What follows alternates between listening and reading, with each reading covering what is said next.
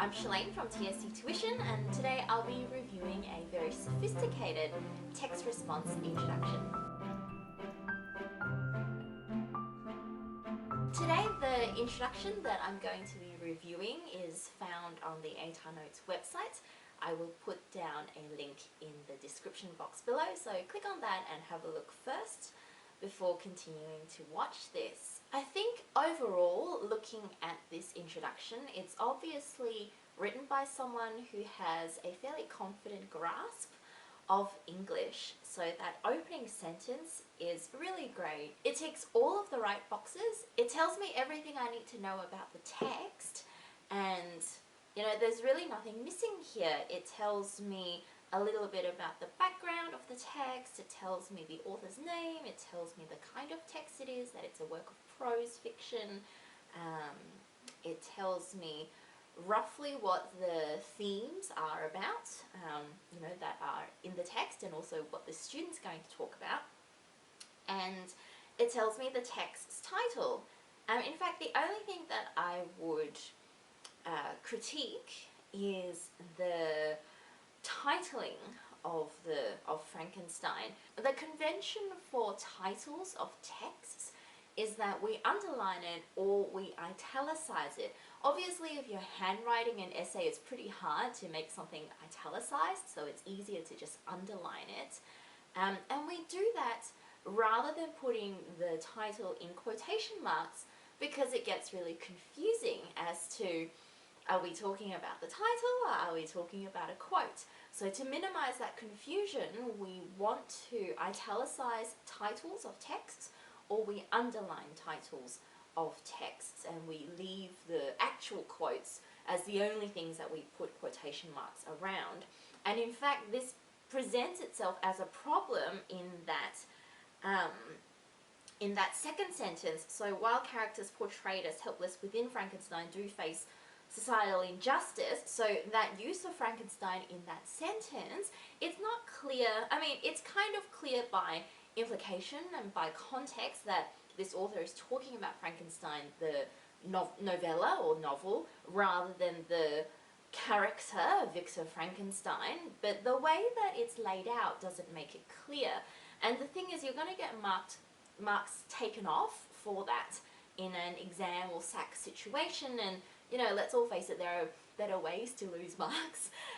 So just get into the habit, is what I would tell this student, of underlining or italicizing all of your titles to minimize that confusion. The other thing that I would critique is that sometimes it gets a little bit too wordy, I think, for its own good. Like in that same phrase, in that second sentence, societal injustice, can you have injustice outside of society? Because justice and injustice is a social construct. That is, you can't really have natural justice because it has to have some sort of human values overlaid on top of it. So I think there are more efficient ways to write the same things here. And then again, later on in that sentence, it goes, ultimately, the romantic depiction of perfect nature within Shelley's Frankenstein. Again, I'm not sure if we're talking about Shelley's Frankenstein as in her novella or Shelley's Victor Frankenstein character. The other thing is also, perfect nature is not clear. I'm assuming it's a quote, and in fact it would be a quote, but I think the way that it's laid out here makes it kind of sound like air quotes, which I'm not a huge fan of, and I would say most teachers are not great fans of either. So to avoid that, I would just put in a longer quote, maybe like 2 words, to make it really clear that this is a quote from within the text rather than that it could be something else. In that third sentence, it says, thus Shelley with the endorsement of romantic ideals. I'm not a great fan of using words like thus and therefore in an introduction, because it's an introduction. You haven't made your point yet. You haven't proven your point yet. In fact, you haven't really even said what your points are just yet in the introduction. You're just sort of introducing your points. So I would say in that overall we want to avoid using words like that in the introduction, and even in the body paragraphs I would save that for later on down the body paragraphs when you're sort of, you know, wrapping up those points that you're making. That sentence as well, that last sentence, thus Shelley, with the endorsement of romantic ideals, proposes the moral corruption faced by an individual as a direct result of society's innate prejudice, yada yada yada. I think that phrase, proposes the moral corruption, is an awkward phrasing. It says that it proposes, that she proposes the moral corruption as a direct result. I think a better way to phrase that would be proposes the moral corruption is a direct result. So that is a complete phrase. The way that it's phrased right now is awkward and slightly difficult to interpret what exactly the author is saying. So I would just tweak that a little bit.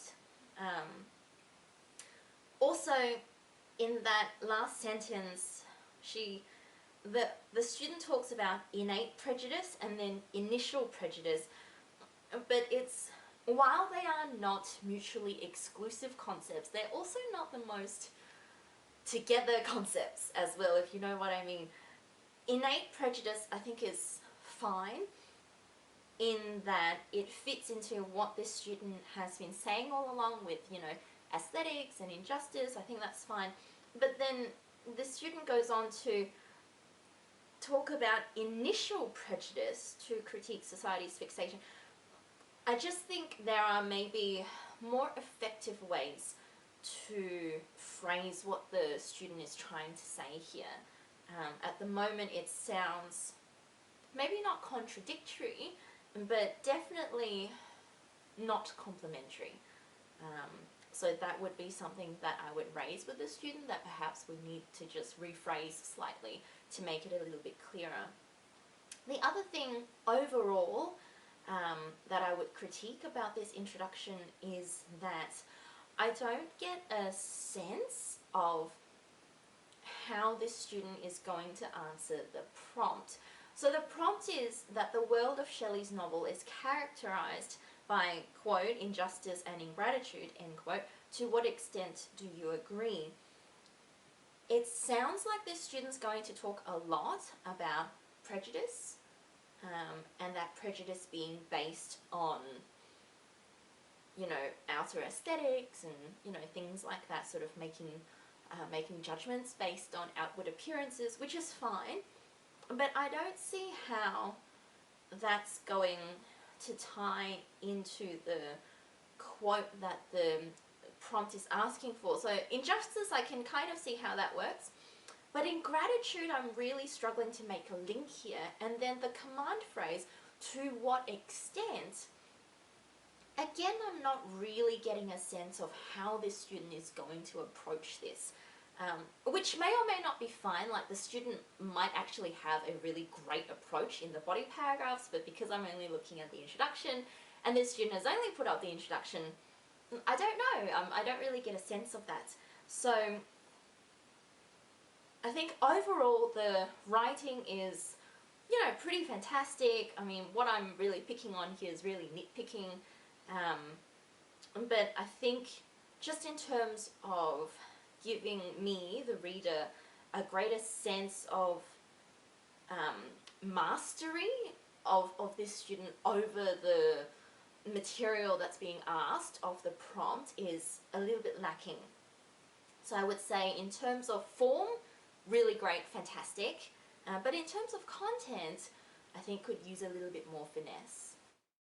So I hope that was helpful. As always, like and subscribe to all our social medias so you see our latest tips and tricks to achieving your best in your English subject. And if you'd like to get some one-to-one tutoring in the eastern suburbs of Melbourne, please contact us and we can send a tutor to you. Thanks for watching.